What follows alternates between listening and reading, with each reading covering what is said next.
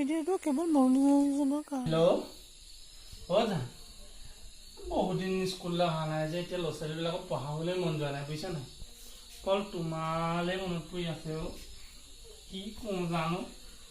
অকল তোমালৈ মনত পৰি থকা যেন নিচিনা হৈছে যে কিয়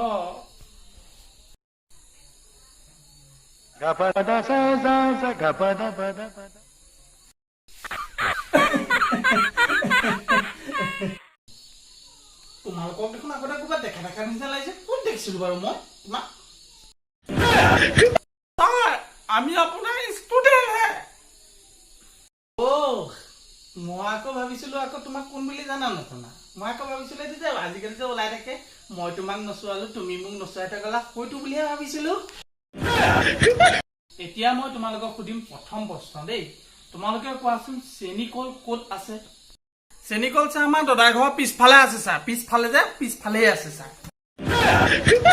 তই কচোন চেনি কোন ব্যক্তিয়ে নাখায় কচোন বাৰু এই প্ৰশ্নটো তই মোক উত্তৰ দে তোক মই শুদ্ধ উত্তৰ বুলি ক'ম বাৰু চেনি চাহ বিয়া পতা মানুহে নাখায় আৰু বিয়া পতা মানে যদি বিয়া পতা মানুহে চেনি খায় হয়তো কাৰ ঈশ্বৰেহে বচায় আৰু ছাৰ ঈশ্বৰেহে জানে